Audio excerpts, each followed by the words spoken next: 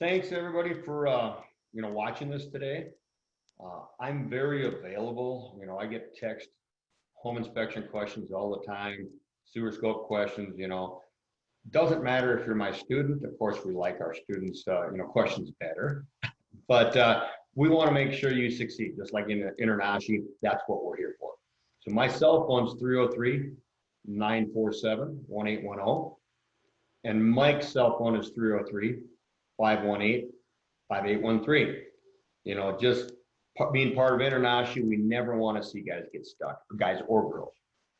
So I own and teach the IM Sewer Scope Certified program, which is the only approved course for InterNACHI to use their logo. The reason you're here or you're thinking of doing sewer scopes is because you want to make more money.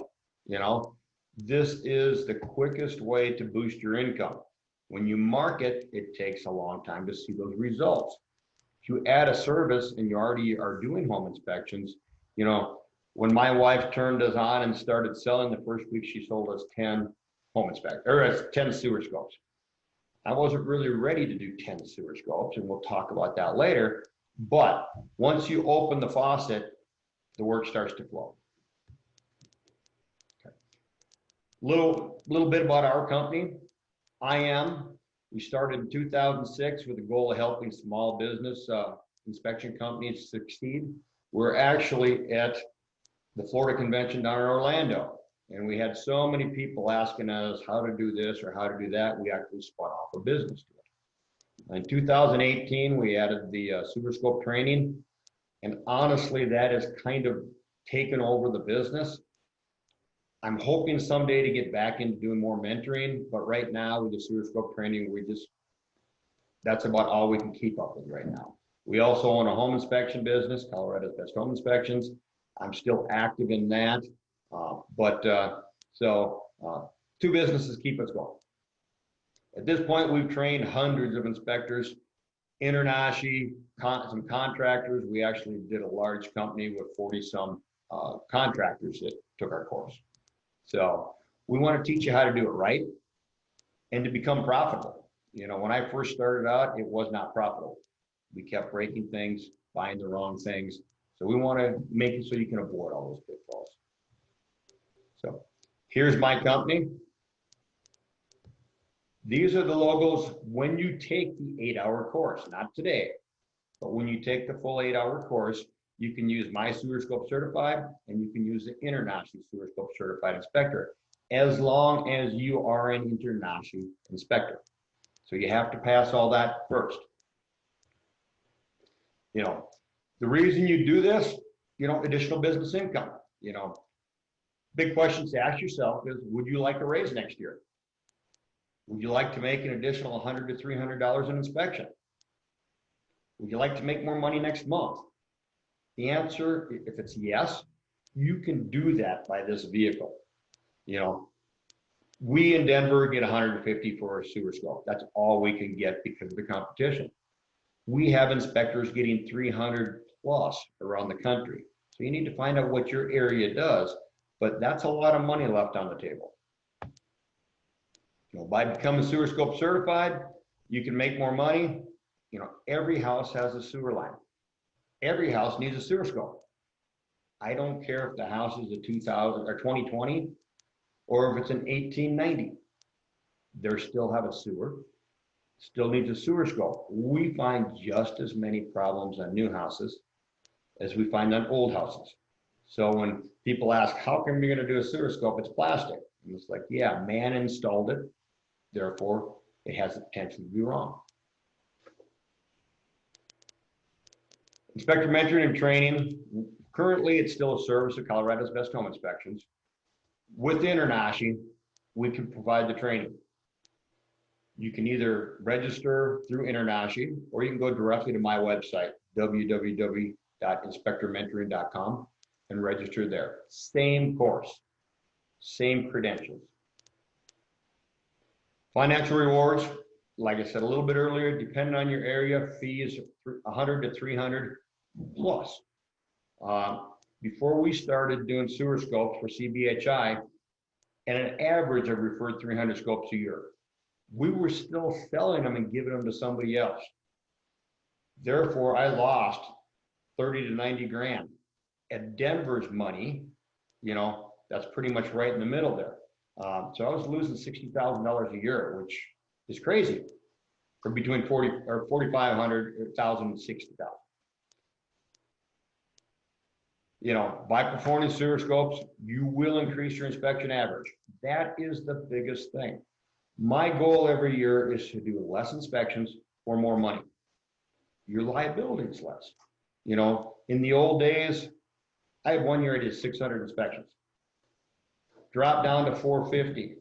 Now, because of what we charge, we can do 300 inspections and have enough money for 2. So you're going to find you sell more inspections because you do sewer scopes. People like that one-stop shop. Therefore, you're going to increase your total revenue. Time's money. You know, you're already at the house. That's the huge thing about a home inspector doing sewer scopes. You know, the companies that do just sewer scopes, they can do about 5 a day because of their drive time. You know, I don't want to do 5 a day. I want to do 2 a day, and I want them to take me about 15 to 30 minutes each. So what you're making per hour is huge. You know, we do radon testing in Colorado. I have a love-hate relationship with it because my average radon pickup is 2 hours.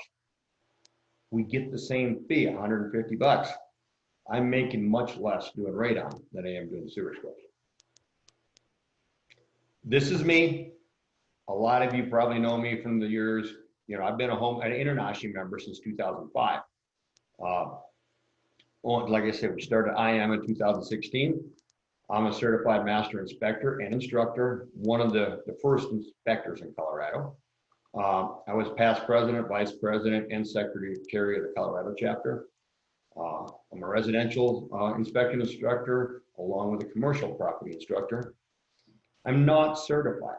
And if you're doing rural properties, I highly suggest you get not certification. It's the National Association of Wastewater Technicians. It's one more, I don't want to say logo, but one more credential. You know, when I call out a line as bad and the septic people, oh, you know, that's not a real problem. And it's like, yes, it is. I'm also not certified. Are you? Because a lot of our septic guys aren't. We had a question for you with respect to the taking the lines from the leach. Okay, we have a question asking if we do the distribution lines, the leach. We only inspect to the tank. Even though I'm certified, I don't really want to do that. I don't have a pumping truck. Once in a great while, we'll scope to the distribution tee. If there's risers, we can scope backwards from the risers fairly easily.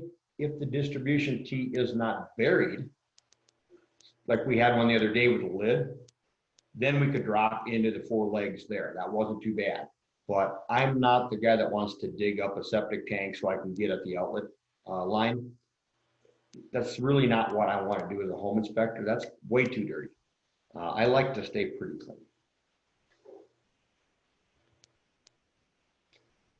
Our whole scoping business started. A lot of you know in 2014, October, I was blowing off a ladder. Had a big wind gust. I was carrying a ladder on my right arm, so I didn't have a 3-point attachment to the ladder. I flew backwards. I started about 17 feet. I couldn't drop the ladder because I was in between 2 cars in a driveway. So I carried a 50, 60-pound ladder to the ground with me. Herniated 3 discs, caused lots of problems. 2016, we're basically going to close the business because I could no longer do the physical duties. At that point, we brought Mike on. I used to have Doug and Carlos, so I've had a multi-inspector firm for a long time, but we'd kind of cut back on that. When we hired Mike, I had to figure out how to pay him. You know, so bringing on an employee, you know, he's not a 1099, he's a true employee. So we have to pay benefits, all that kind of stuff, you know, so we had to come up with 60 grand a year. Well, as I said, you know, that's the money I was giving away. So we decided to add sewer scopes.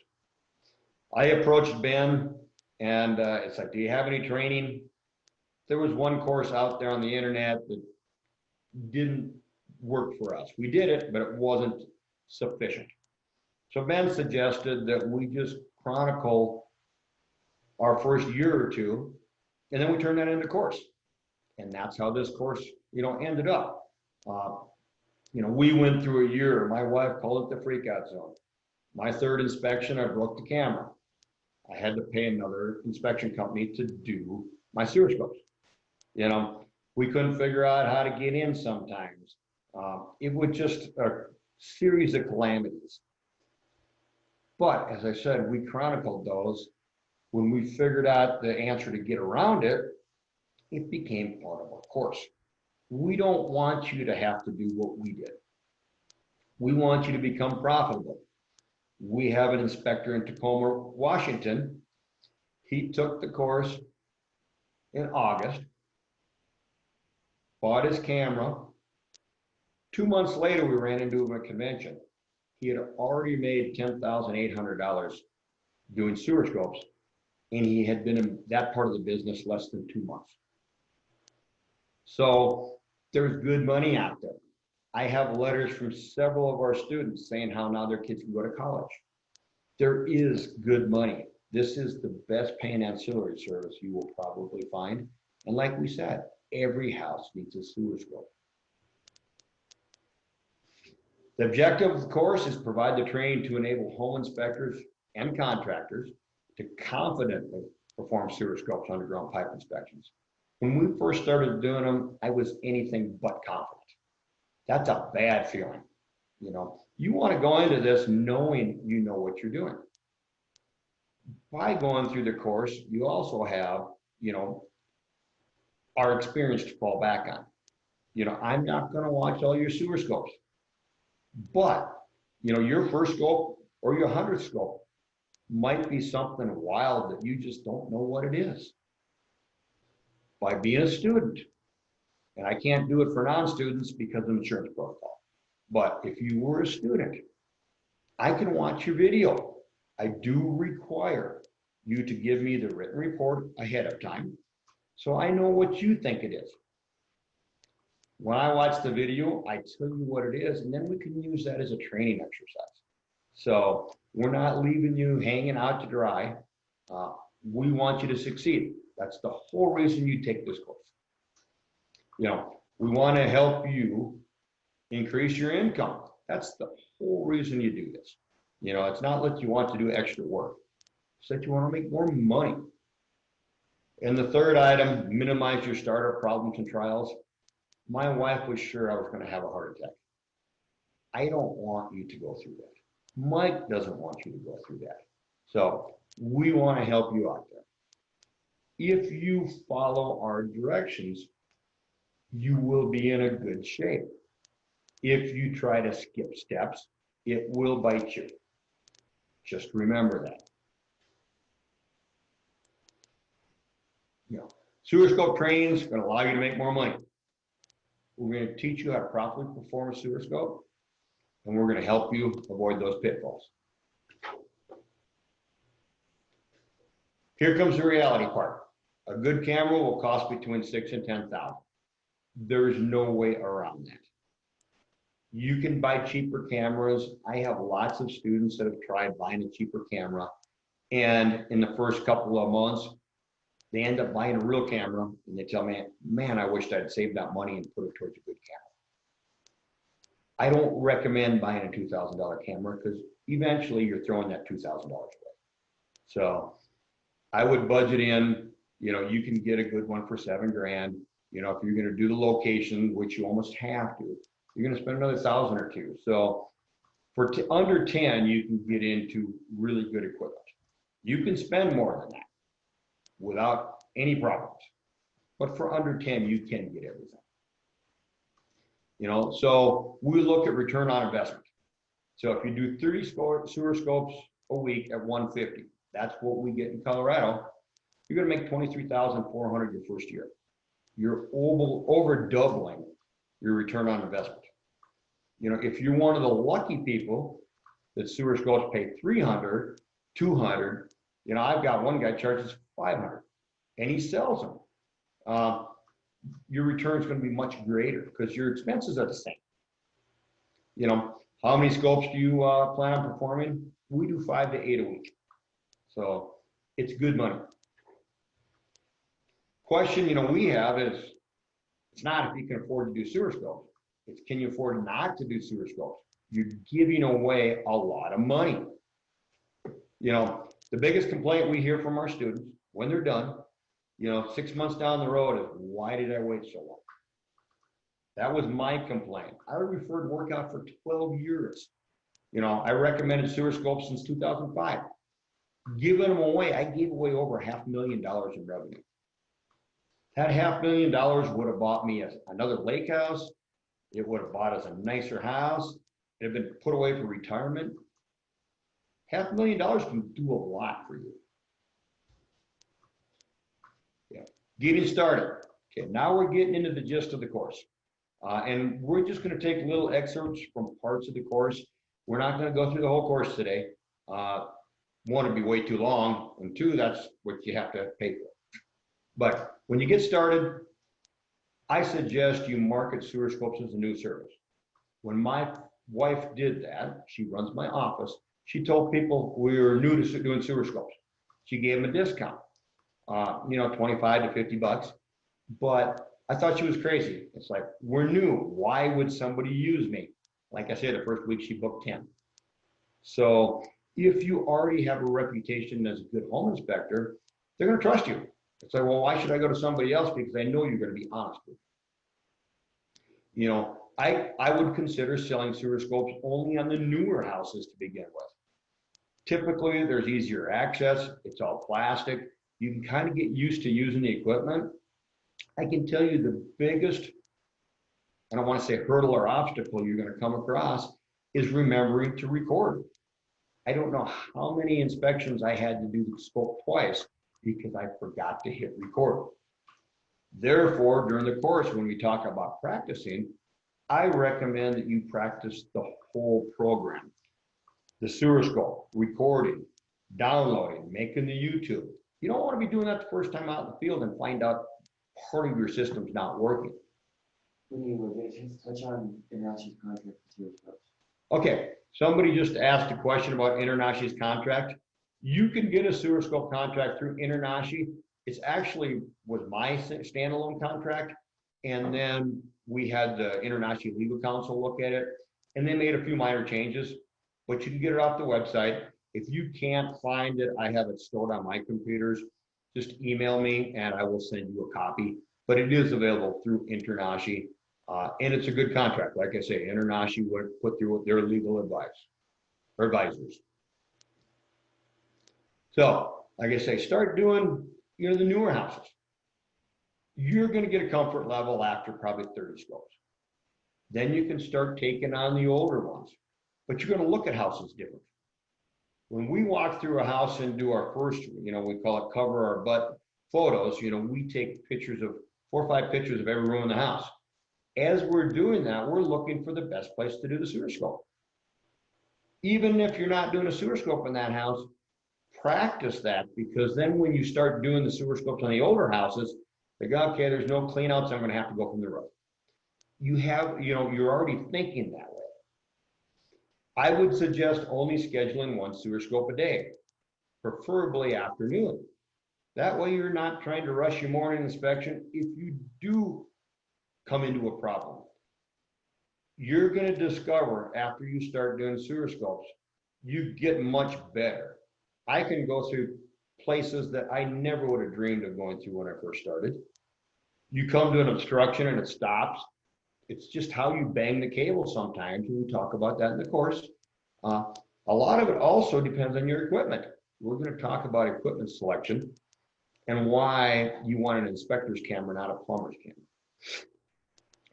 I recommend you have at least a 140-foot cable, and we'll get to that. We tell our clients, we have a 200 and a 140, so I don't typically have to have this conversation. But if you go with a 140, which is sufficient for 97% of scopes, tell them, we go through 140 feet of cable, there's no cleanouts. I'm going to be recommending additional cleanouts.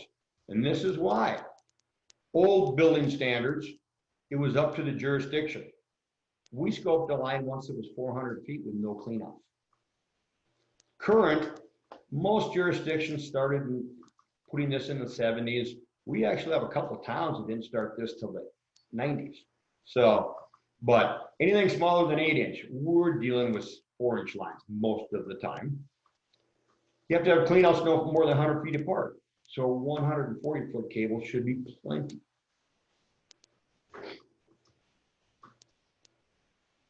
Again, this is how you can get me, but you know, we like to say anybody can push a cable. You can teach a monkey to push a cable. To properly identify the defects and the line materials, that's what's going to set you apart. I don't know how many times I've seen scopes from a sewer scope company that misidentified the material. The biggest one probably to miss on is transite, asbestos cement. You know, we get a lot of times it's a clay line. You look at it like, no, it's not, it's asbestos. The problem is you cannot pipe burst an asbestos transite line. So somebody's going to do a pipe burst, which costs $6,000. All of a sudden now it's a dig and trench, and they have patios, they have driveways, they have trees. All of a sudden that price went through the roof. So you don't want to misidentify the pipe. You're better off not identifying the pipe, because your contract, if you use the InterNACHI in my contract, what you're agreeing to do is to inspect the line. You're not agreeing to identify the material.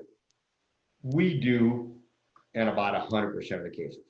But sometimes that line is just too dirty, too ugly, too much standing water. I can't identify because I can't see it. So you're not forced to identify what type of material it is.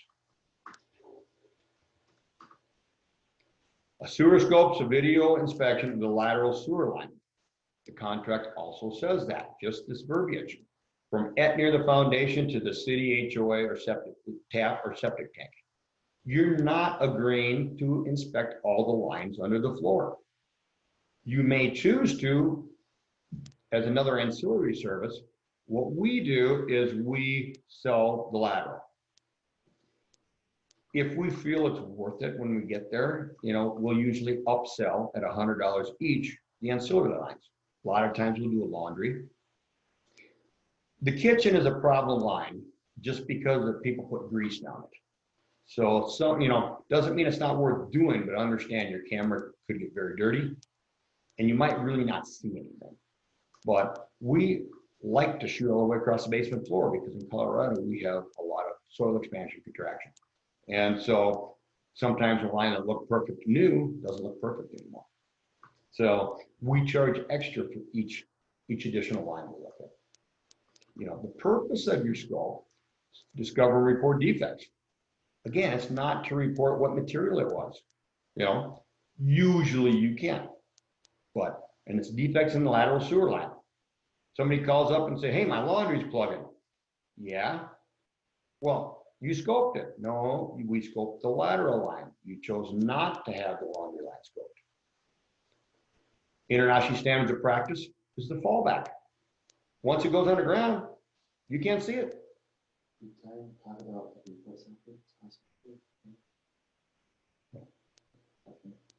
Okay, we'll get into talk about reporting and all that in the course. Mike was just asking, or somebody asked that. We have an app, but we're having lots of problems with Microsoft to develop that app. There's developed, just trying to get them to sell it right. But for a home inspector, really the app is kind of a waste of money. A lot of our septic inspectors, pumpers, things like that, they like it. But for a home inspector, the course gives you suggested verbiage. When you're all done with the course, and this is covered farther on, but you can download all the verbiage. So what we did is we used our reporting software for home inspections, just duplicated the plumbing because it was pretty close on a lot of the stuff, and made a new sewer scope form out of our software. And all of the software is sold today, I believe. You can make new forms. Why pay me for an app or somebody else? There's only one other company selling a reporting software for sewer scopes that I know of. Why pay for that when you already have it? You know, so part of the course, you get sample inspection so you can see what ours looks like. But, you know, it's very easy to duplicate that in your own software. Okay, the lateral sewer line description. The lateral sewer line is a privately owned line or pipe connecting a property to the publicly owned sewer line, the HOA tap, or a septic tank. That's what you're agreeing to scope. Plumbing codes typically identify anything outside the house as a building sewer, any lines inside the foundation perimeter as a building drain. So we have that in the contract because that's what plumbers call it. They don't call it a lateral sewer line, they call it the building sewer. So I always want to make sure my verbiage crosses back and forth between the two. And it's usually the responsibility of the property owner to maintain and repair that line. Some places in California, you own to the street and you don't own there past that. Most jurisdictions around the country, though, you have to pay and you have to dig up the road. So we want a camera that will always get us to the tap because that last section is really important. Plumbing definitions. Plumbing means the installation, repair, or service or maintenance of a fixture, appliance, piping. Because of that, you know, we're only doing a visual observation. We're not performing any repairs. We were challenged in Texas, we were challenged in Florida. Both have backed down and agreed now that home inspectors can do sewer scopes. There are some stipulations though. You know, I would check with your local jurisdiction, but if you tell them this verbiage right here, we're not doing anything other than looking at it, you know, you don't need to be a plumber. Now, here's where people get in trouble. People like to pull toilets. It's like, oh, you know, can't get it. The realtor puts pressure on you. Well, the last guy just pulled the toilet. Unless you're a plumber or working under a plumber, most jurisdictions don't allow it. I do know a couple that allow you to be a licensed contractor. But as every manufacturer requires the seal, the wax seal usually, but some of them are rubber, to be replaced when the toilet's pulled, you are now doing a repair or maintenance. So the other thing is, you know, do you have permission from the homeowner? You know, it used to drive me nuts when somebody would come out to the sewer scope and they asked the buyer if it was okay. And they said, oh yeah, they don't own the house.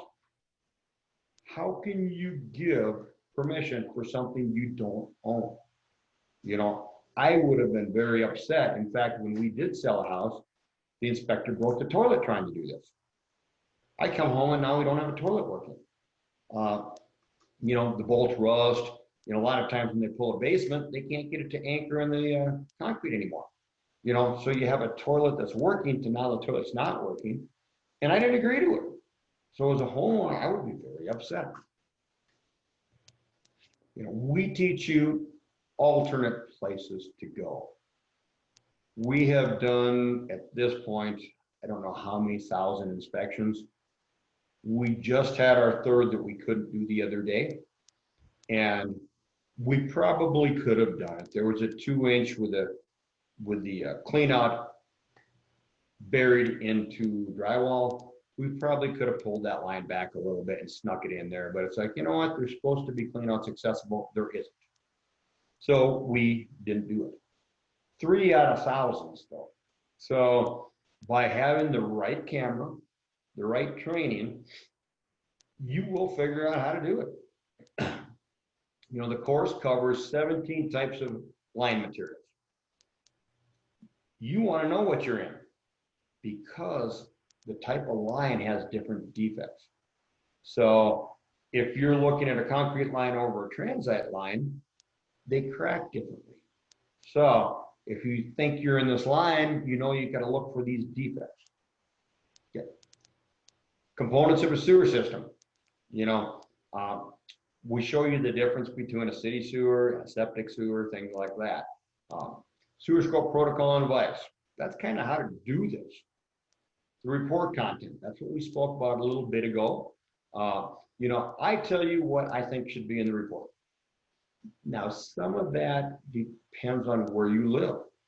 You know, if there's already a lot of people doing a sewer scope, and they have something we don't, or it's smaller, you probably want to mimic that. But this, I would say, is a minimum. Camera access cleanout requirements. You know, when people tell me I have to pull a toilet, I say, no, I don't. The cleanouts are supposed to be accessible. We actually have a seller's notice, and this is my inspection company, so I can talk to you about it, but I can't give it to you. But we send one out for radon, we send one out for the home inspection, we send one out for the sewer. Of course, if we're doing all of the above, we send one notice out that covers it. It goes to the buyer's agent, and they're supposed to forward to the sellers. Do they? I don't care. We told you we weren't going to pull a toilet. We asked the sellers to provide access to all cleanouts. It's in my seller's notice. So if I get there and I can't, it's not my fault, it's their fault. Camera systems. We discuss in detail what you want. We're going to brush on today why you don't want a plumber's camera. One, they pull toilets. We don't. Most of their cameras are 2-inch. 2-inch won't work for me because I have to go through 2-inch lines. 2-inch camera needs a 3-inch. So we're going to talk about those things. There's 18 narrated sewer line videos at the end.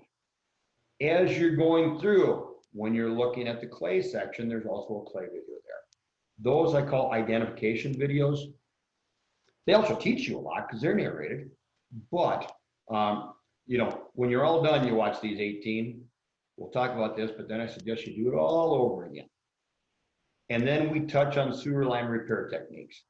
I never tell somebody how to fix the sewer, but I do discuss options.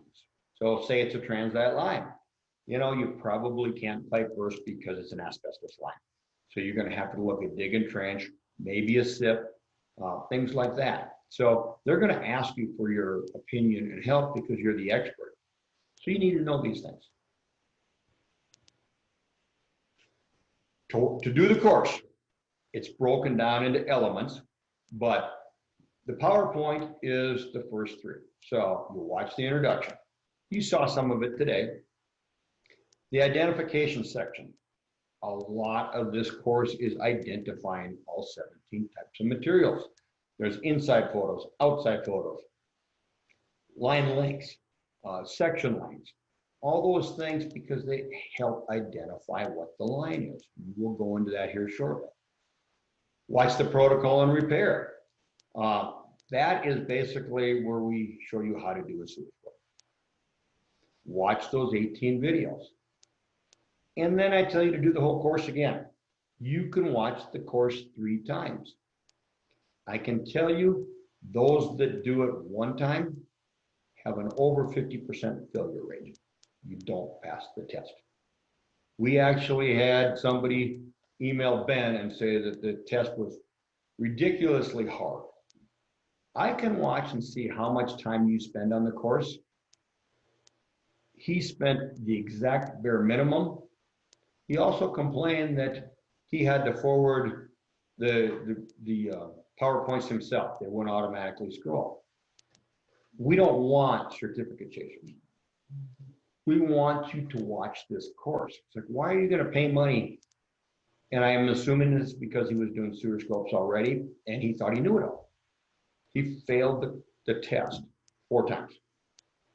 Finally passed with an 80%, which is the lowest passing grade there is. Those that watch the course twice have an over 95% pass rate.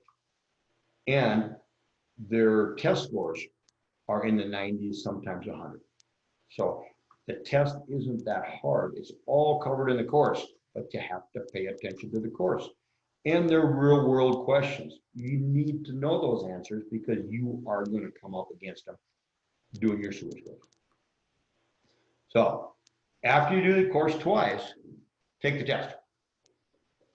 You can take it multiple times till you pass. Remember, once you pass the course, then you cannot go back and watch the whole course again.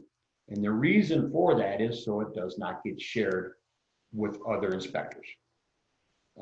We have people ask all the time, well, I want to train my team. It's like, no, this is just like going to college. You pay for the course, you don't get to share it with your whole family. So you do get to download a PowerPoint of the PDFs though. Talk about access, and if there's no access, then we come back. You have a question?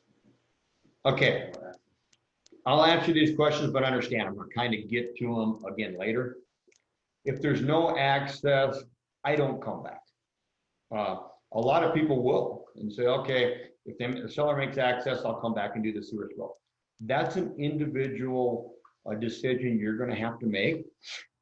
If your inspection company isn't rocking, I would probably do retests or re-inspections or things like that. For us, we turn down about 10 jobs a week. We just can't get to them. So for us to go back and do re-inspections, it would be a real waste of time because remember, my radon, takes me 2 hours to go get a radon test. If I was going to do a sewer scope, I'd probably have 2.5 hours into that job. The money's just not there. So the reason I do sewer scopes is because I'm already at the house.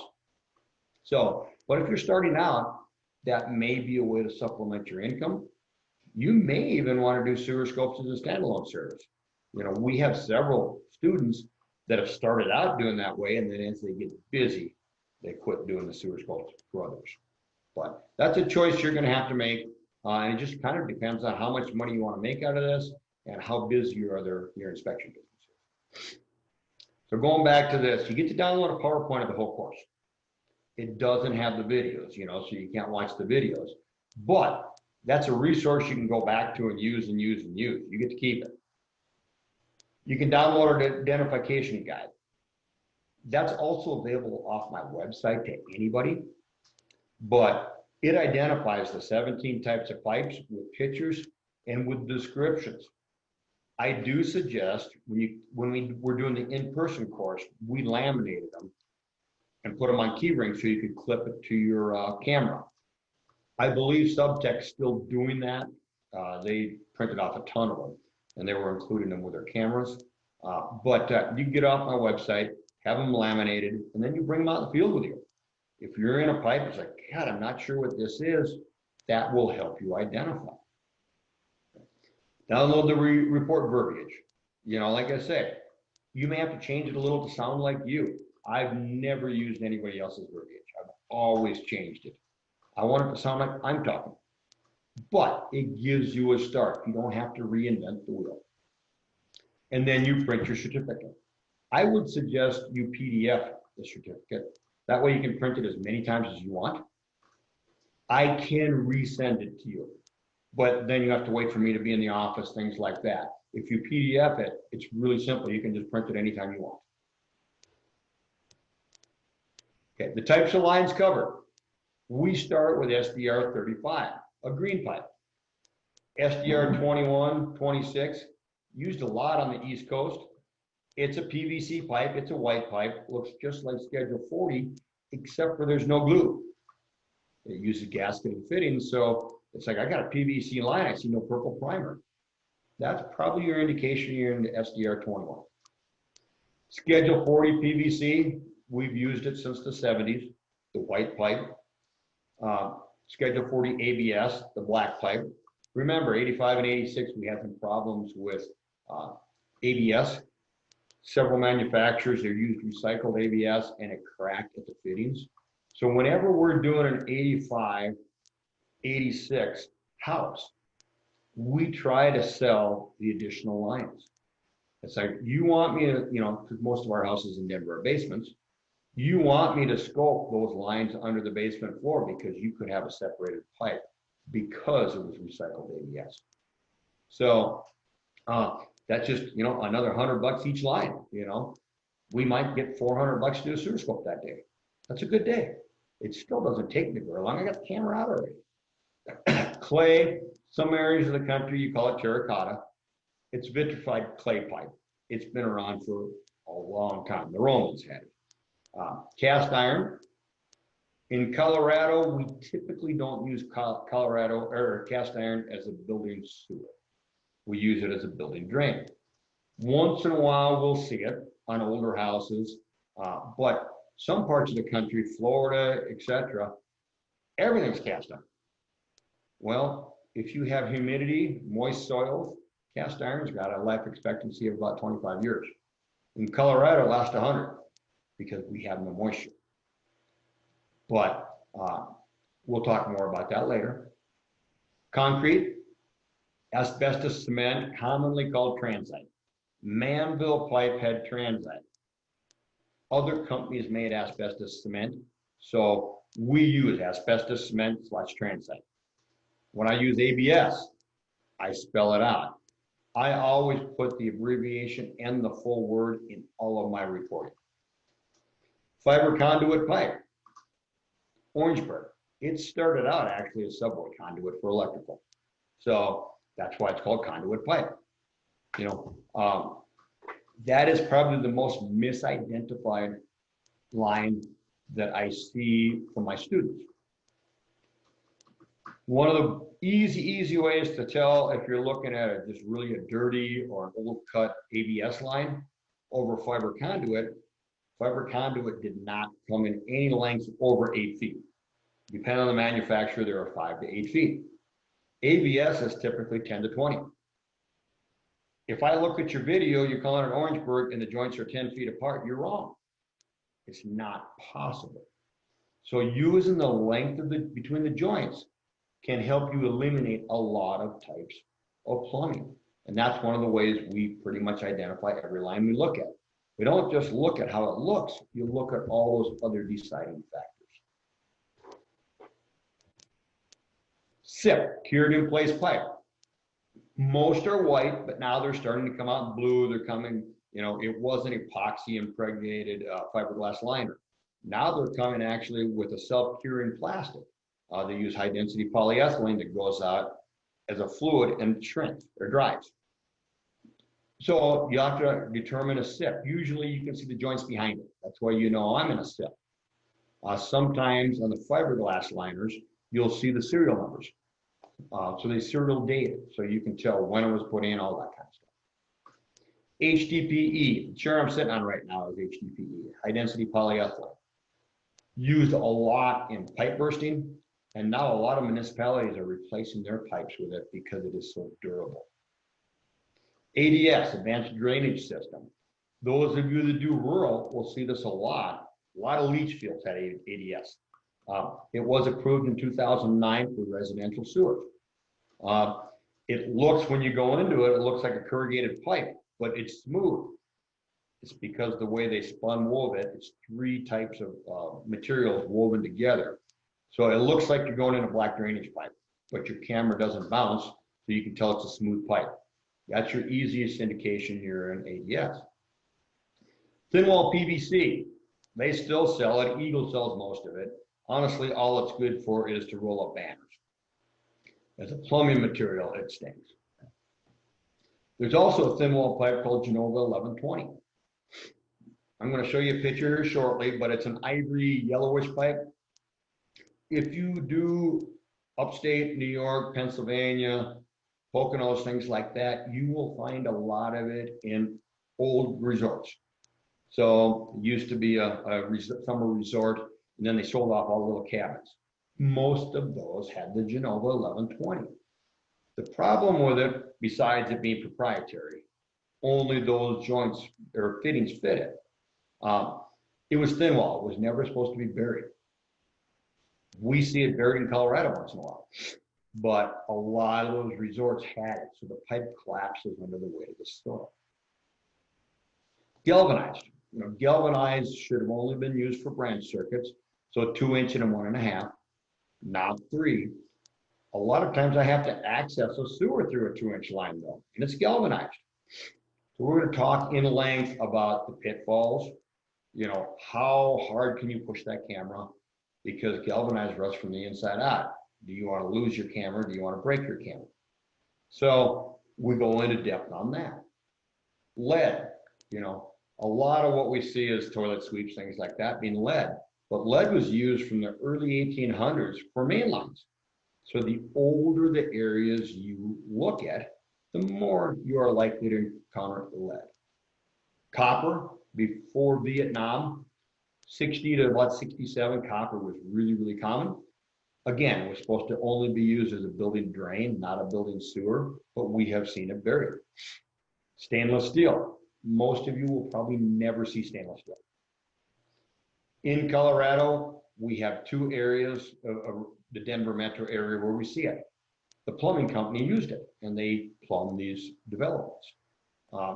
That is probably the most common, or one of the most common photos I get from past students. It's like, what is this? It's like, it's stainless steel. It's basically car exhaust made by Turbotron. SDR. I hear this wrong all the time. SDR stands for standard dimensional ratio. Basically, it tells you how thick the pipe is compared to its diameter. So you can figure the math, but R35 means it's a big, well, normally it's a bigger pipe. It's very thin. So SDR 35, a 4-inch pipe, is only 1/8 inch thick. Gives it lots of freedom to move, things like that. But, you know, it's not as strong as, say, a Schedule 40 or an SDR 21, which is a much thicker pipe. Schedule rating, that's what we use for yours. Schedule 40, Schedule 80. You'll see like Schedule 40 PVC is white. Schedule 80 is used for electrical conduit a lot. It can be used for plumbing, but it's thicker pipe. SDR 35. Now this is just, we're going to have a couple samples here of what you're going to see in the report. SDR is usually green, light green. There's one manufacturer, it's like a lime green. A lot of times that will wash out if people use bleach and things like that. So the line will get lighter and lighter and lighter. It'll pretty much look white. How you can tell is when you go into the fittings, they use a white thin wall PVC fitting. So the line, it's like, I can't tell if it's green or white, and then I hit that joint, that elbow, and that's really bright white. Then I know I'm in an SDR 35. If they're the same color, I'm in a PVC pipe. And SDR is 35 is a PVC pipe. So if you said PVC, you would still be right. The fittings or joints can be glued or have gaskets. So it comes in 10 and 20-foot lengths. The 20-foot is invariably almost always a gasketed joint. If it's 10 feet, it'll almost always be a glue joint. So if I have SDR 35 at 10 feet and I don't see purple primer, I'm looking at those joints very, very carefully because I'm suspicious that somebody put it together and didn't glue the joints. And we have seen that. You know, think about it. The house is being built, they laid up, knocked up the sewer, they went to lunch and the guy backfilled. They're not digging it back up again. So a lot of times that's why you'll see roots in a plastic line. You should never see roots in a plastic line. But if somebody didn't glue the joint, water's going to leak out a little bit and those roots are going to find it and come into the pipe. It's fairly flexible. For our expansive soils in Colorado, we use it a lot. Like I say, 1/8 inch thick for a 4-inch pipe, 3/16 for a 6-inch. Residentially, you will probably never see a 6-inch pipe unless it's a monstrous house.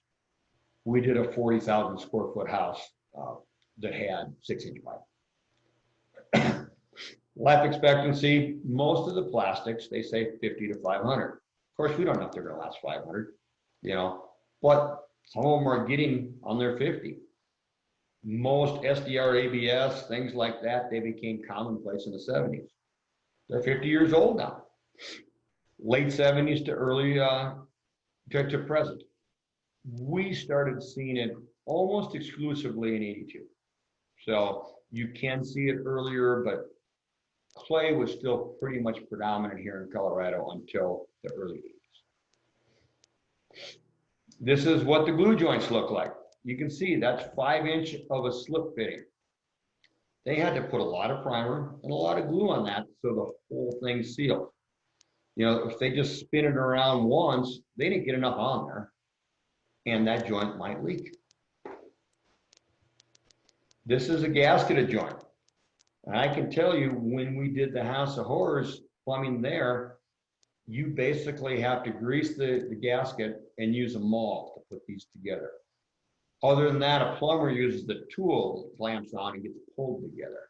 Doing it without that tool, though, is just about impossible. People are asking about how the class is offered Okay, and how much it is. the class is offered online right now. I have no idea when we're going to start teaching it in person. Probably fall of next year is our hope, but I wouldn't count on it before that. You can order it online through my website, www.inspectormentoring.com, or InterNACHI is also selling the course.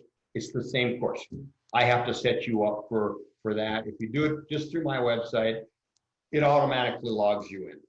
If you go through InterNACHI, I send you a login email. It doesn't make a difference either way. It's the same course. The course is $5.99. However, if you're an InterNACHI member, you get $100 off. If you go through my website, you type in the coupon code CAPS NACHI. And you should try that any vendor you try to buy things from, because almost everybody who works with InterNACHI gives an InterNACHI discount. And most of us, if not all, use the NACHI discount code. So for InterNACHI members, it's $4.99. Like I say, I would expect to spend 16 hours on it. Doesn't mean you have to do it all at the same time. You can go back and forth, bounce back and forth, things like that. I just remember, once you pass the test, you don't get to go back. So I would suggest doing it more than less. And at a couple spots in the course, there's my contact information. So if you're just not getting something, you text me or email me.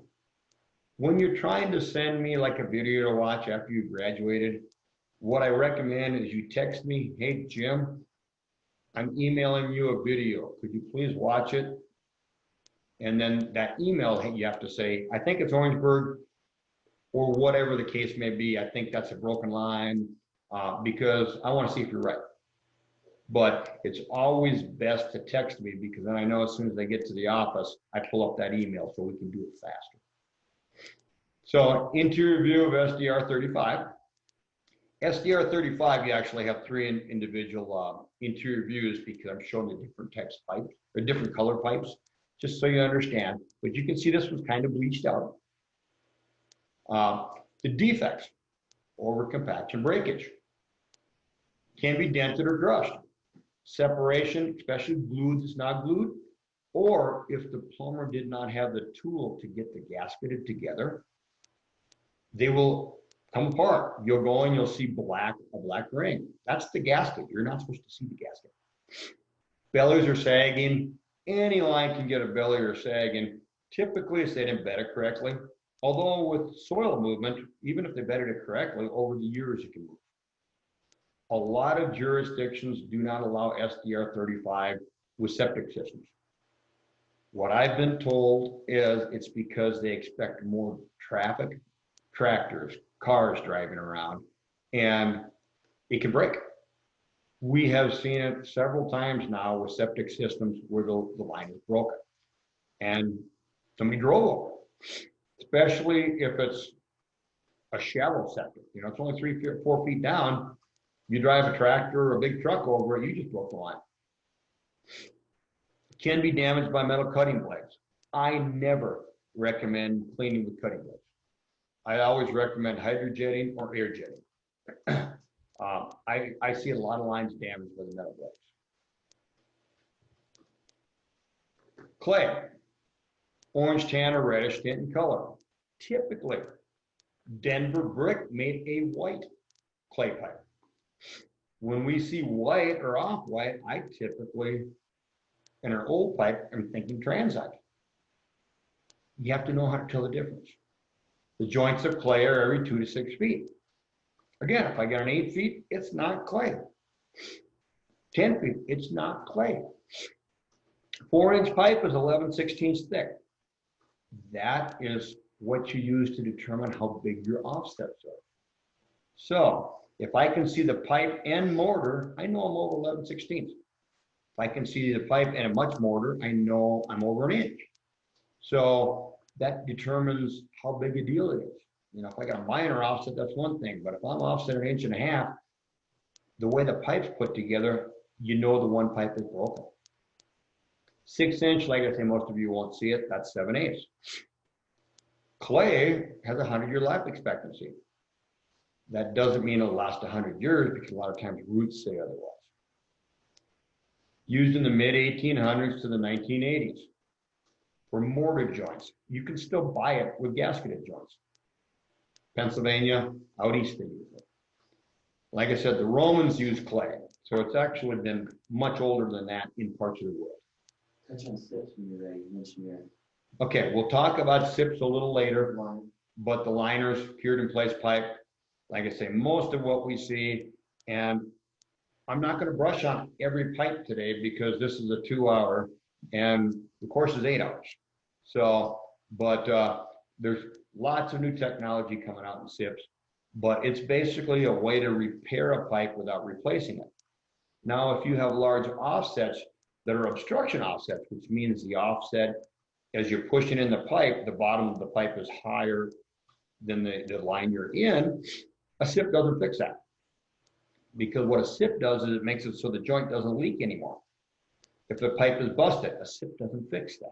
It needs a structurally sound pipe. If you have what's called a waterfall offset, where the farther pipe is lower than the other one, a SIP works great because the water in the food is going to fall off that line. But if there's an obstruction or a blockage, a SIP's just going to make a blockage that doesn't leak.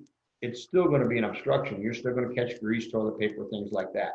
So if I have offsets where the pipe going out, this is the pipe I'm scoping, and this line here is the pipe to the city is higher, that right there is an obstruction.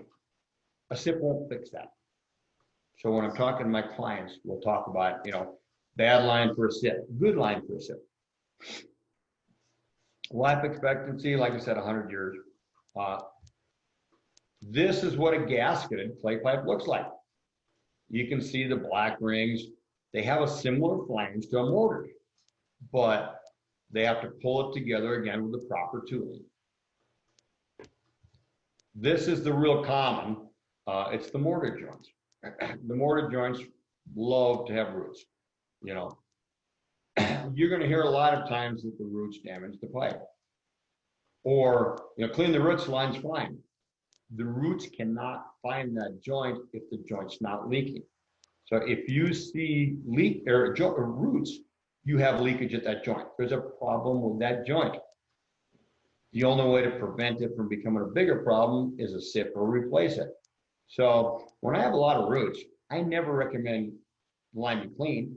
I say the line should be cleaned and repaired or replaced as needed. And I tell my clients, it's like, you know what? Somebody's been cleaning this line as maintenance. Sooner or later, that's no longer going to work and the line has to be replaced. So I'd rather ask the sellers to give me a new line than just assume I'm going to buy it down the road. And this is what I'm talking about, an obstruction offset. Now this offset, I'm just seeing the pipe. So we're about 1/2 inch or so. Most cameras that you buy, plumber style cameras, any offset 1/4 inch to 1/2 inch, your camera stops right there. You cannot go through. The cable or the spring is too stiff. They have too big of a skid or a ball style skid, and it just bangs up against that and it doesn't move. That's why you want an inspector's camera, just for this reason right here. When I show you some camera stuff, you'll see what I'm talking about. Common defects with clay is offsets. Root infiltration damage. Like I say, the roots find the leak, not the other way around. The roots don't make the leak. Lateral and circumferential cracking. Remember, we said if you know the type of material, you have a better idea how it's going to break. Sometimes how it cracks can tell you what material it isn't. Breaks, it's easily crushed, it's brittle. So you will see broken, busted up clay lines. Mortar joints, they have a tendency to leak, therefore you'll see the roots.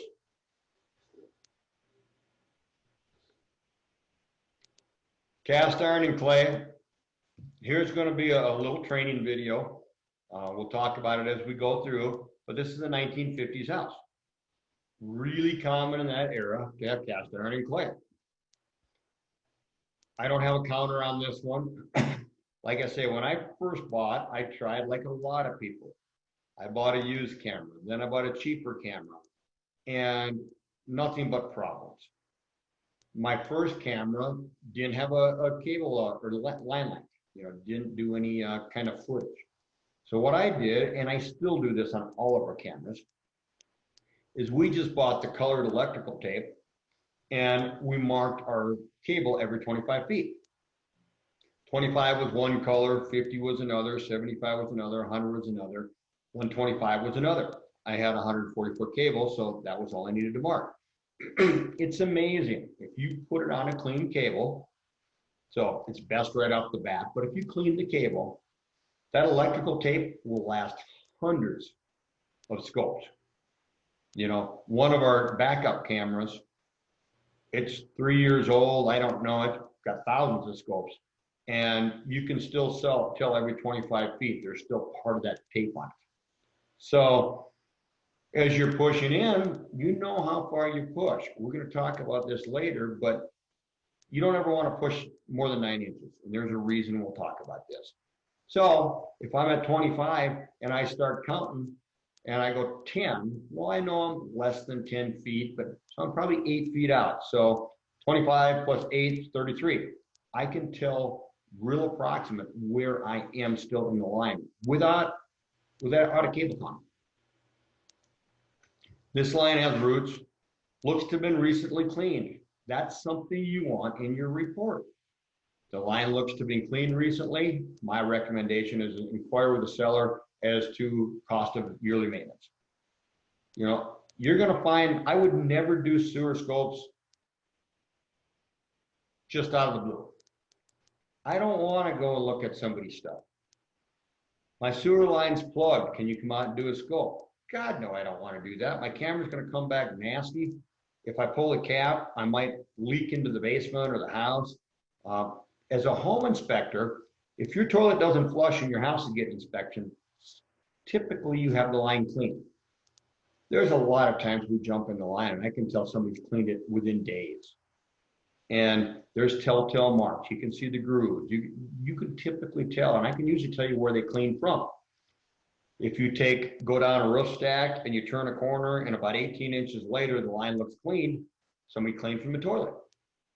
There's a clean out the base of the stack. If they had done that, it would be clean as soon as it goes horizontal. So you're going to start to figure this stuff out. And it all is good information to put in the report. Remember, you don't care if they follow your advice. I don't care if anybody fixes the line. And I can tell you a lot of times when I recommend the line be cleaned, repaired, replaced, it gets cleaned. And then 6 months later, they call me. It's like, well, they cleaned the line, but it's all plugged up again. It's like, yeah, I told you to repair or replace it. Well, the sellers wouldn't. Like, now you get to. I don't want to leave that out of my report because I don't want to pay for it. So if I can see a line's been cleaned, it always goes in my report. So this line, you have multiple cracks, and then there's a crack at the city main. This particular house, the city said the movement of the house's main caused the crack in the city, so they made the sellers pay for this whole repair. Normally, when you see a crack in a main, it's like, oh, that's the city's problem. They're all trying to push it off now. So, that's why it's so important to get to the main. Okay, you can see here, we're on a roof. We go through the roof a lot. Sometimes we go through the roof just because I don't want to, do it in the house. Denver's weather is really nice most of the time. But if I find a brass cap in a cast iron line, they're a bear to get out. I'm going to go through the roof. If I see an expansion type, well, that means it was corroded. Somebody put expansion type plug in there. They're probably going to leak. Or if I see a leaking line, if that cleanout's already leaking, when I get to the house, I'm not going to go through it because there's something wrong with it and they're going to blame it on me. So I'm going to take a picture of it, put in my report that you know, clean out cap underneath kitchen or whatever the case may be, was leaking water. And then it's not my problem. If I go into that now, I at least partially own it.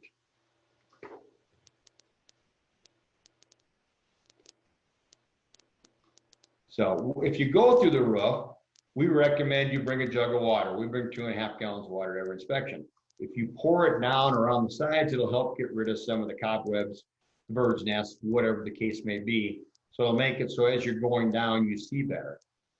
You're going to catch all the garbage going down. I don't really care about this line. It's a vent stack. When I come back up afterwards, I'm not going to get anything on the camera. I'm going to see it really good. So this is where my water ties in. See, we just went horizontal. See how smooth that line is? When I first dropped down, when you could see you dropped into the cast, you could see it was corroded right at the bottom. So they've been cleaning this line from a toilet. So this is a really, really clean cast iron line. It wouldn't look like this. This line also was hydrogenic. If it was done with blades, the rust falls to the bottom of the pipe, and then it has a tendency to recoagulate. So my camera is going to have to go up and down over all of these little dams.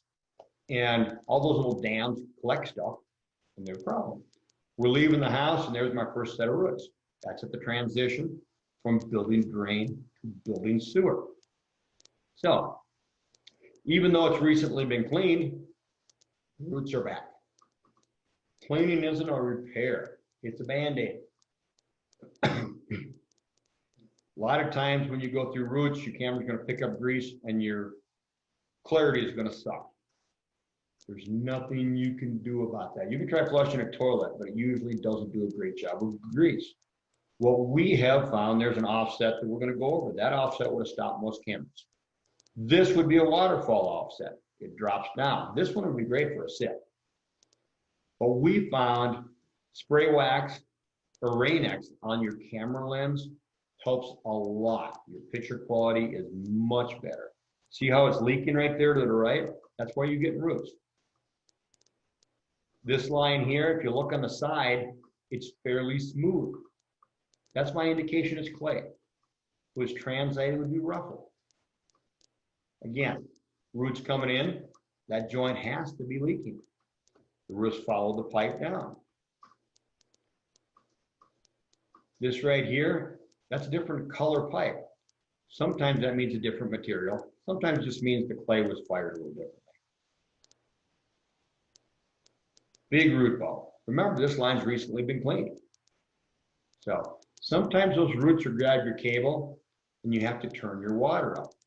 What we do is we turn our water on as little as possible to push out. Right here, another one that would stop most cameras. See how this one bounces right over? I have an inspector's camera. So by turning as little water on as possible, I can prove that's leaking. If we run out of water, where'd the water go? The pipe's leaking. If you have a bunch of water on right off the bat, you have no idea. So we start little, and if I have to turn it up, I turn it up. Sometimes you have to flush to ride the wave to get out. If you're by yourself, a lot of times turning the bathtub on will do it for you. Then you pay more attention coming back. Again, big root ball on the right. We know it's separated. We know it's leaking. There's roots. So this joint here, again, it's an offset waterfall. So that would have been a SIP candidate. Another big root ball. See, the water's just been pushing through. So we'll get through it. I don't worry with the style skid and camera we use. I don't ever worry about getting stuck. If I can go and I can come back. Now, if I have a ball type skid or a finger skid, those roots are going to hang it up and I might be stuck coming back and I might lose my camera. So now we turn the water up because we're trying to get out. When you start doing sewer scopes, a good theory, once you figure out where you're doing the scope, look and see where the manholes are. You can guesstimate. I can usually be within 10 feet of how long my sewer line is. So I know I'm pretty close to the tap. One flush will get me there. I'm a long ways from the tap. I better turn the bathtub on and try to ride it that way. Because, you know, the other thing is sometimes you get to something that looks like a tap and it's too close. It's like, that's not the tap. Or like we had one yesterday, Mike went underwater and it's like, you're too far in, you gotta be in the main. And he was, he had turned the corner, but because he was underwater the whole time, he couldn't tell. So try to get yourself out, drop down, you're in the tap. Now, if you've had a greasy line, there's acid in the sewage. If you dip it into the main line, a lot of times that will clean the grease off your camera. It's like, I'm dipping it in sewage to clean my camera. Yes. Now, if you look at like 4 o'clock, you can see there's a crack in that main line. Again, the city made them pay for it. Now, we just shot that, or I'm just showing you going in. I recommend you video in and out, and you pay great attention coming out. Because as you push in, your camera's going to wiggle. It'll show the left side, the right side. You won't always see the whole pipe. When you pull back, it pulls back straight. So you'll usually get a very good, complete view of that pipe on your pulling out. We have videos in the course that as we pushed in, you missed an 1.5 inch offset. I don't know how you could miss it, but I've watched that video 10 times. You can't see it. When you pull back, it's like, boom, where did that come from? You know, sometimes you'll catch a little of this. It's like, something doesn't look right at 36 feet. When you're pulling back, pay attention. What's going on? You know, sometimes if you're jamming through roots, most of the cameras are cable counters, so the reel will turn a little. So you might pull back and you're off by 4 or 5 feet. So if it's at 36 feet, I'm going to start watching at 40 to 32. And I know I'm going to be right around there. But pay attention, because a lot of times you can see what the problem is coming back.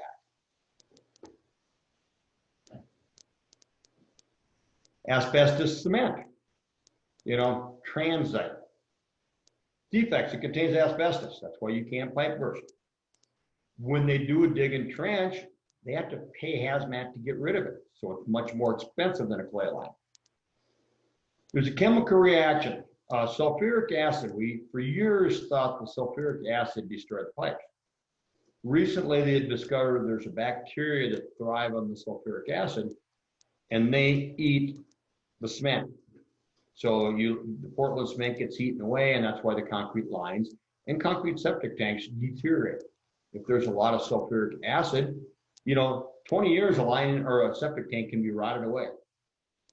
If you don't have a lot of sulfuric acid, they can last a long time. So We just had a question about dipping the main and losing your camera. okay. We just had a question from a gentleman about my advice to dip in the tank or in the main line. If you're using a plumber's camera or not a camera with a torpedo skid, and we're going to show this out, you never want to go in a septic tank. You never want to go in a main line. I should have clarified that. A ball style or the finger style, just like the roots, you will lose your camera head. As it tries to come back, it'll hit and it's gone. You just lost your camera. If you use the camera I use or a similar one, I don't worry about it at all. It's not going to happen. It's chamfered both ways. It can hang up. The only time I worry about losing my camera is a broken or really, really bad cast iron or galvanized, because it actually catches on the spring, and I'll show you that a little later. It doesn't hold the camera, it catches the spring. But if you're using a ball style skid especially, don't drop in. If you're using a ball style skid, get a different skid. I'm going to show you some options a little bit later. So circumferential and lateral cracking, same as clay. It's brittle, same as clay. Root infiltration, same as clay. Tendency to leak at the joints, same as clay. Can't pipe burst, unlike clay. Now this visible black rubber seals. Manville used what they called right tight, and it's basically an O-ring. So the pipe, you had your two pipes, you had a slip coupler and O-rings. And so they put the O-rings in place, and then they had a tool that pulled the union over. Sometimes if they didn't do it right, it rolled that O-ring into either between the joint or off the side. We do a lot of manville pipes that we see the rubber O-rings. Well, that joint is not sealed properly, so seeing that black ring is a defect. A lot of guys assume that means, oh, there's a burn coat there. It's like, not with transite, it's probably the manville right type. And we have pictures, all that kind of stuff in the class. This is an asbestos interior view. If you look at the sides, clay was smoother. You'll get deterioration. Remember, the bacteria eat the cement, so it gets rougher. The difference between concrete and transite is when you see the roughness on the sides, you don't see sand and gravel for transite. If it's concrete, you see sand and gravel, looks just like a riverbed. That gets washed away and it leaves the pebbles. If the lines are rough, it's probably transite. This is a very typical transite color. If it's really bad, like somebody's been cutting it, or there's a lot of cement loss, it'll get darker and darker. But usually when I go on the line and I got to crank my camera all the way to the top, it's either a really, really dirty, nasty line, or usually I'm in a really deteriorated concrete line. You'll also see with transite and concrete, depending on how bad they are, your camera jiggles. Normally when we push in, the camera's very smooth. You know, you got to bump on offset, things like that. But if I get my cameras wiggling, it's one of those two line materials. Here you can see the transite, the right tight seal. On the left portion, you're going to see the black. That joint's not sealed correctly. That is a defect. Usually you'll see that with roots, and usually you will not see this unless somebody's cleaned the line. No. Okay. So if they've recently cleaned the lines, you'll see the black, especially if they used hydrogen. Otherwise, there's going to be so much roots there that you don't know if it's a right tight, if it's a mortar joint. You're not sure. Okay, concrete, you can see the sand and gravel on the side. Pipe's darker. They started out the same color. So just as the concrete deteriorates, it gets darker. And it doesn't reflect your light near as well as this. So like I say, you'll end up cranking your lights. You can't ever get bright enough with concrete. It's just a fact of life. Okay, Orangeburg. Now, this here is an Orangeburg fitting. There's like a scroll mark on it, the way this pipe is built.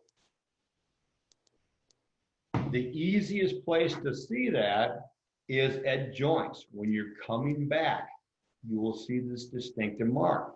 The other thing for Orangeburg is typically down at about 5 and 7, you'll see it looks like a spider. There'll be like a center and then legs coming off it. That's a rock pushing up through it, and the pipe kind of fractures. So if you see either of those, and we're going to show you a video here, just a quick one, what it looks like at the joint. But if you see those, you know you're in transite. Also, I mean, Orangeburg. Also, Orangeburg, no more than 8 feet joints. So if I see a line like this, I'm thinking Orangeburg. This could also have been a blade cut ABS line. So I have to look for those distinguishing features. If the joints are at 10, yeah, we're in ABS. If there's no joints, we're in HDPE. If the joints are closer, we're in Orangeburg. Here's SIP. So cured in place pipe. This is an early one. So when you see the little divots, the black inclusions on the side, you don't typically see that with PVC. Also, as you're pushing through, you'll see a joint behind, but it won't be like a glue joint. A lot of times this was used with transite or clay. So you'll see the clay joint that it's stuck to it. So, but when I see those little black marks on the side, those little specks, I start thinking SIP immediately.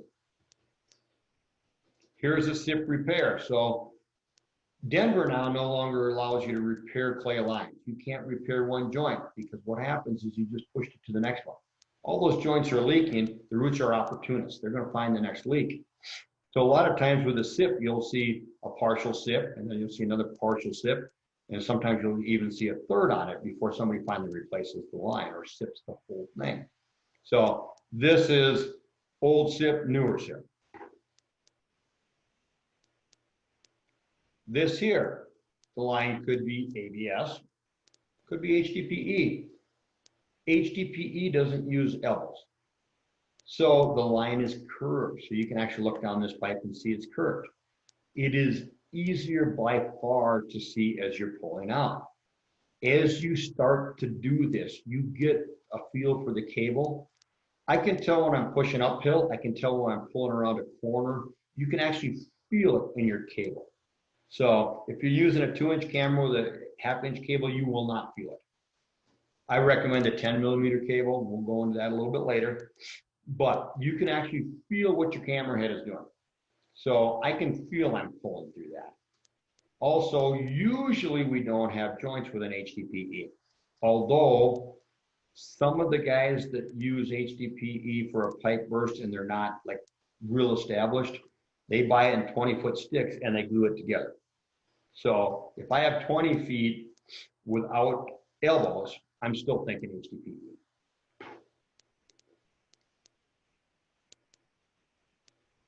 This is what we're going to just show this little video right here that you're going to see what I'm talking about, the elbow with Orangeburg. So that's SDR 35 in front of us. Could see that right there?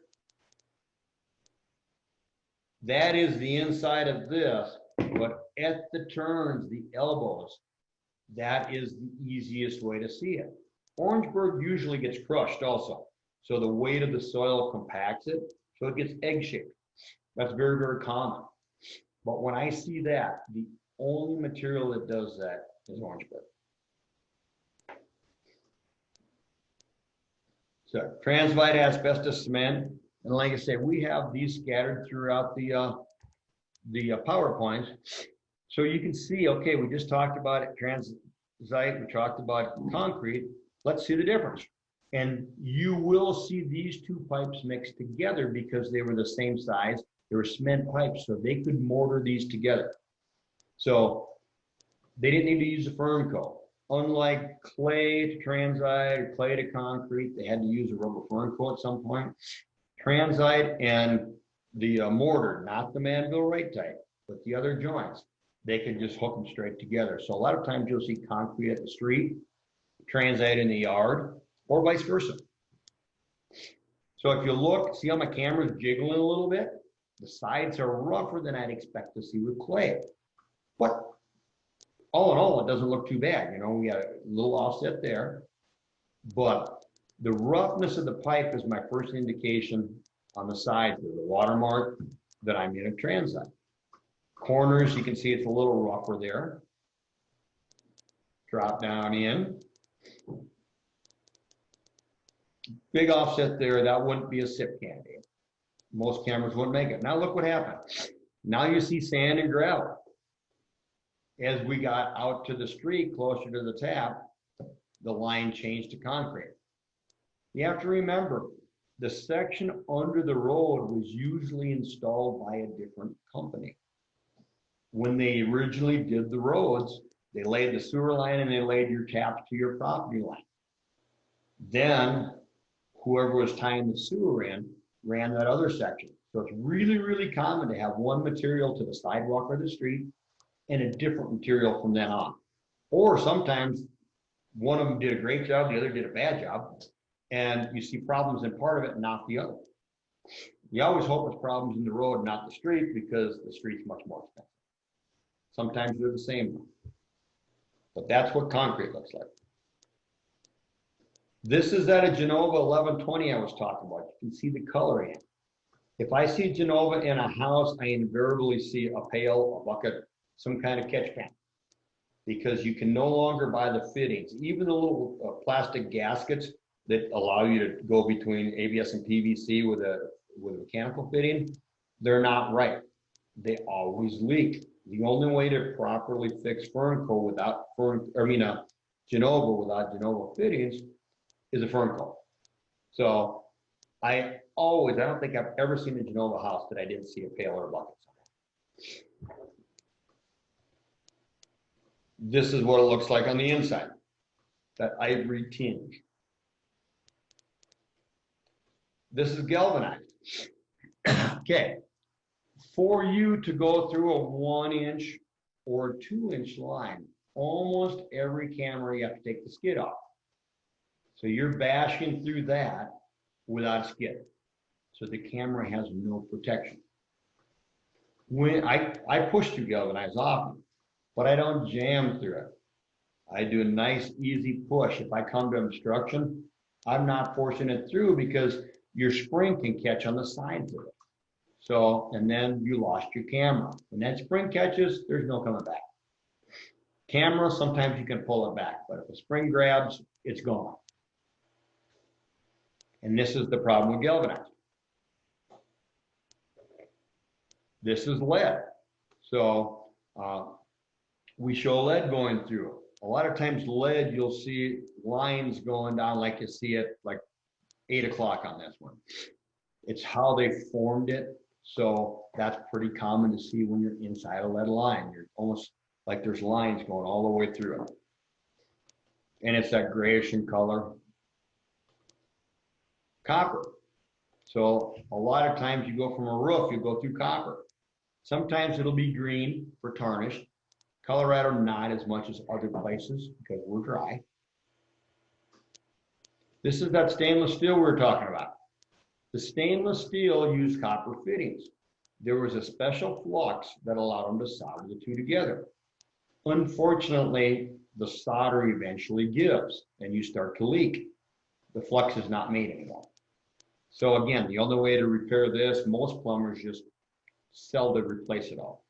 There's nothing really wrong with it. They can Fernco the fittings. That's the only real way to fix it now. Or partial replacement. They also did it, you can see here, water supply lines. The product actually holds up really, really good. Okay. The defects you want to look for in a sewer scope: belly, sags, low spots. Say any pipe. It doesn't matter if plastic, Orangeburg, HDPE, AB, clay, they all get bellies. Lines holding water and debris. Now, what most plumbing, I don't want to say manufacturers, but plumbing companies, what they advise is if your offsets, or if you're holding up an inch of water, then the line should be replaced or repaired because that inch of water is going to catch the grease, going to catch all the other stuff. So when we designed the inspector camera I'm going to show you, we made it so that with the skid on, water level is exactly 1 inch. So as you're pushing or pulling, if your camera goes, the screen is completely in water, you're holding at least 1 inch of water. Whoever's camera you have, you should measure that with and without the skid. Because the skid's going to add, well, it depends on it. Torpedo only adds about 1/4 inch. If a ball style, there's ball style skids that add 1.5 inches. So you want to know where the water line is to where 1 inch is, because at 1 inch is where you should be recommending the line be repaired. Compressed, crushed lines, they're usually pretty evident. Broken cracked lines, root intrusion, joint offsets, broken joints, heaved. A lot of times I'll write the heaved up as, and that's usually like a root came beneath it or the soil moved. You can tell you're going uphill. But I'll usually write it up as the line was holding water and debris at 39 feet. I don't say heaved. Why should I go that specific and get an argument with somebody? It's like, oh, I think it's this. It's like, it's holding water. Who cares? Corrosion, rust, scale, blockage, grease buildup, construction debris, foreign objects. Flips are terrible for flushing grout, gloves, lunches, all sorts of garbage down the sewer, or down the toilet. Mike did a new construction not too long ago that the line was completely plugged with construction debris. If he hadn't done the scope, they'd have moved up or moved in and probably backed into their basement the first day. About 25 feet out, the line was totally plugged. I've seen where kids, as during construction, and my son did it to me at my lake house, you had an open line as you were doing things, they filled it up with rocks. So we've done new construction that the whole line's full of rocks. If they're small rocks, they can jet it out. But if they're too big of rocks, they got to dig it up. You know, belly, again, this is less than an inch. But you can look off to the left and see the grease. If somebody pours grease down their drain, it's going to go out and follow the water until it hits standing water that's cooler. Then it's going to plate out on the sides.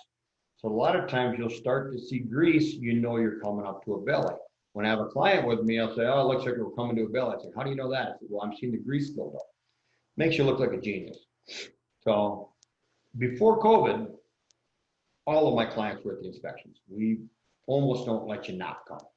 Now with COVID, we don't allow you to come. So it's a different world right now. Hopefully we can get back to the old.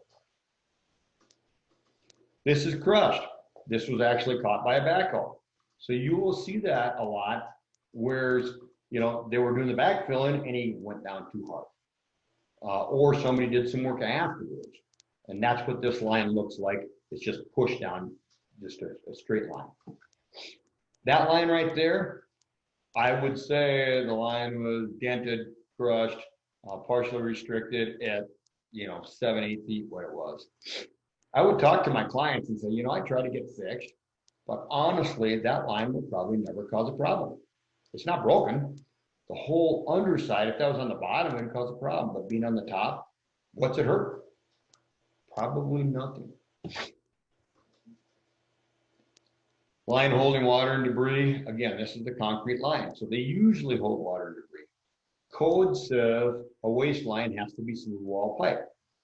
That's no longer smooth wall. So I would put in this report, deteriorated cement was visible at the main line. That's a defect.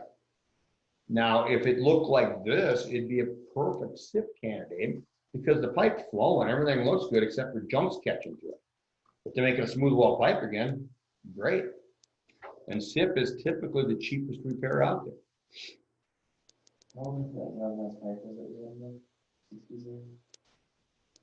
Somebody's asking how old that galvanized pipe was. Galvanized pipe has a 50-year life expectancy. Most areas quit using it 58. So all of the galvanized you're going to see right now is 50 years old. So to me, whenever we see galvanized, we put the pipe shatter near the end of its useful life. So it may still function, but chances are if they stay in that house 5 to 10 years, they're going to have to deal with it. So this here has a compressed line at, again, the transition from building drain, which is the ABS, to building sewer, which is the SDR 35. On this line, what happened is when they backfilled it, they let the rocks fall from 15 feet and it crushed the line. The line was also crushed in multiple other places. But so you can see it's egg-shaped. That line's not supposed to be egg-shaped. Because it has a firm coat, because you can't mix ABS and SDR 35, it's probably not going to leak. But it is where you're going to catch obstructions, things like that. So you want to put it in the report. Again, if this is all I saw, I probably wouldn't fix the line. I'm not going to dig up 15 feet for that. Oh, wow. Okay. We're going to have to speed up a little bit, I guess. Huh? 10 minutes. Okay. So I wouldn't fix that line, but it's usually indicative there's other problems. Crack. Remember, this could be clay or transite because it's a lateral crack. It could be concrete too, but it's clay. But you can see up to the right, that line would be leaking. This line was just clean. Circumferential crack at that elbow. A lot of times when you see a 45, you will see a crack right there. Complete circumferential crack. One of the pipes has to give to have an offset. Either the outer hub breaks or the inner hub breaks. There's always a crack. Crack at the main, that's that one we watched earlier. This is a cast iron pipe. You can see a crack at like 9 o'clock. Hair can look just like a crack. So what you want to do is park your camera flush and see if that line moves. If it doesn't move, it's probably a crack. If it's by a tie-in, it's probably a crack. But if it's in the length of a line, a lot of times it's just hair. That fern, there's a fern coat there, so this line isn't leaking, but we still have an offset pushing an inch. Toilet paper, grease, kids' toys, everything's gonna go there. I'm probably not digging the line up, but I'm gonna tell them, again, the problem's there, I'm gonna recommend repair. They're not gonna do it, but if they ever have a problem, now they know where it's gonna be. Again, you can see right here, this is an 11/16 thick line. If you look very carefully, you can see the pipe, and then you can see the mortar. The mortar is bigger than the pipe, so this is an 1.5 inch offset. Corroded cast iron, that's actually a calcium deposit on the right. Hydrojetting can clean all that up. There's the grease. Again, if you have a belly, you're gonna have grease. Construction debris, this is the nasty concrete line, and the flippers flushed all their junk down it. Again, big offset coming up. Most cameras wouldn't make that. Rocks. When you see this, it means to clean out in the yard, the cat's missing. Offset transition at the house, these are allowed, but just think, if you clean that with blades, you destroy it. Okay, backflow prevention, some of you will always see them, some of you won't. Low-lying areas, you see them a lot. I'm just gonna kind of click through these. This is what a check valve PVC one looks like. When you're coming to it, this is what it looks like. When you have a cast iron one, this is why one of the reasons you only push 9 inches. That's what you see, that little horizontal line on the top. If you go through a cast iron backflow, you just lost your camera. So you want to pay attention as you're pushing. Minimum camera requirements, infield replaceable camera head. You're going to damage them sometime. 100-foot cable, built-in counter, built-in sonde.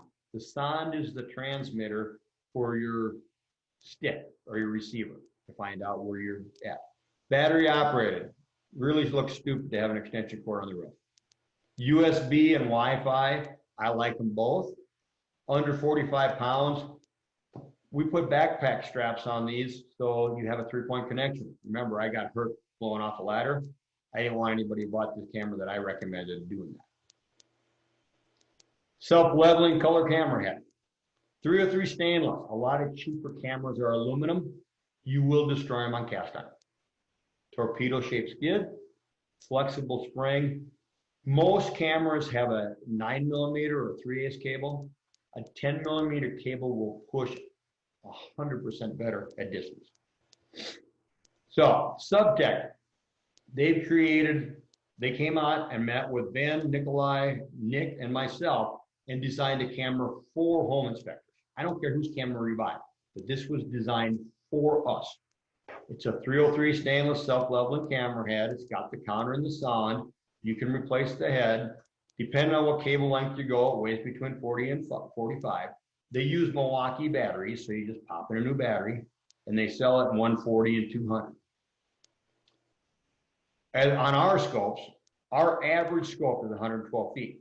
So a lot of cameras sell at 100 feet. I'd miss it over 50% of the time.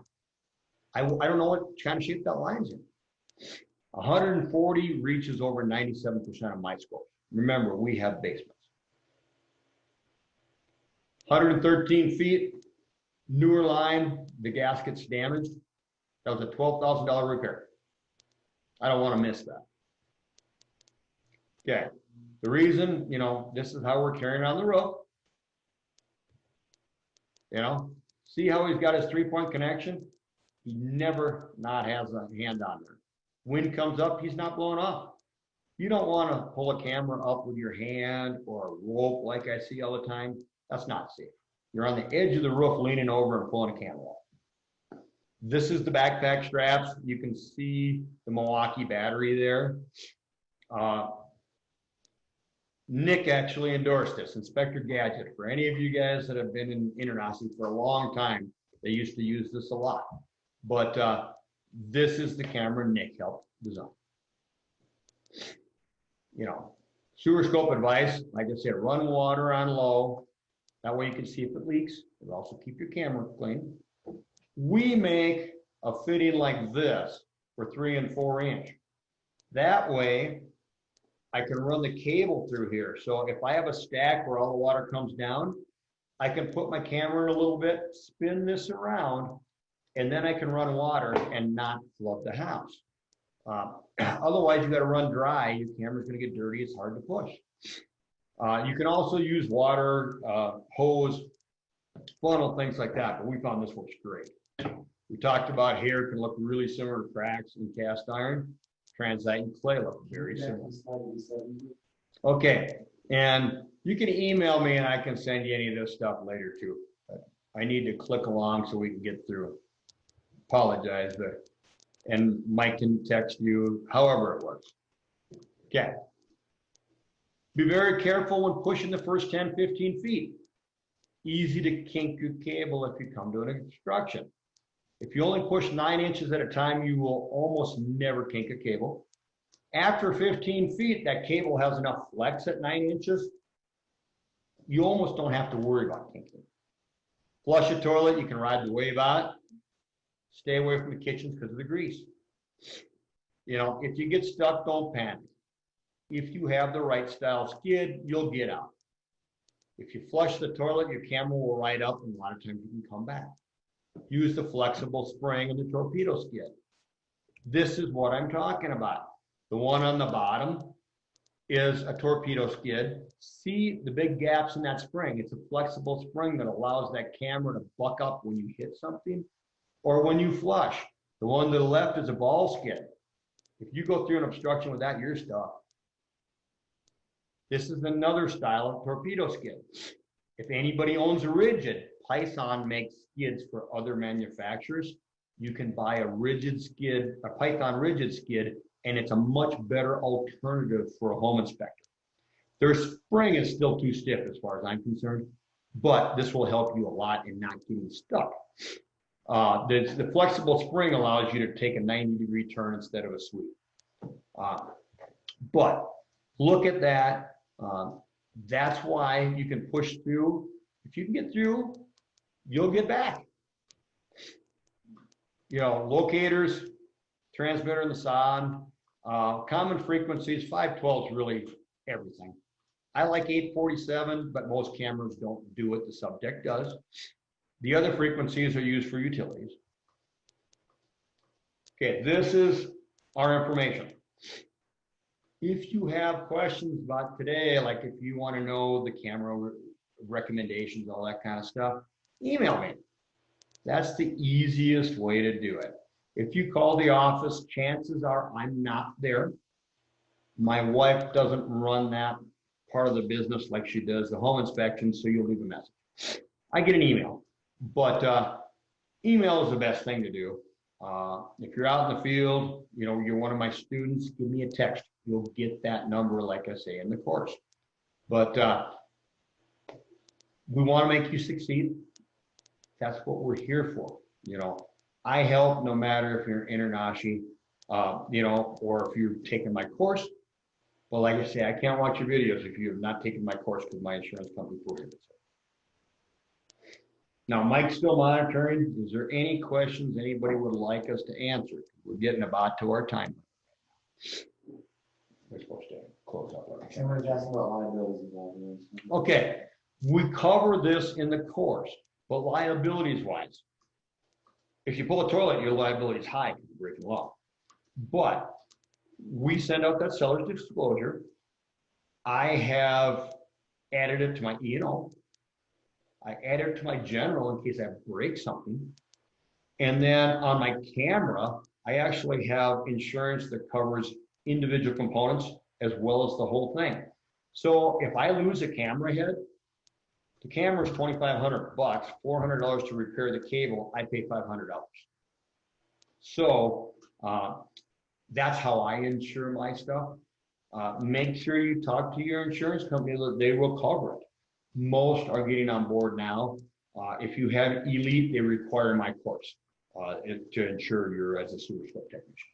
But and a couple other insurance companies have talked to me about that. I'm not sure if they're doing it yet or not, but I know Elite does. The other thing is if you have a line that the clients aren't going to get fixed, but they should, tell them to add sewer line insurance on their homeowner's policy. Usually it'll cover the first $6,000 to $10,000. And sometimes that's the best they're going to get. You know, the seller will clean it, but I still want to buy the house. Let somebody else help pay for it when it needs to be done. So, like I say, you can get the course on my website, or you can get it through InterNACHI, through that Everbright. Like to sign up for all of the courses.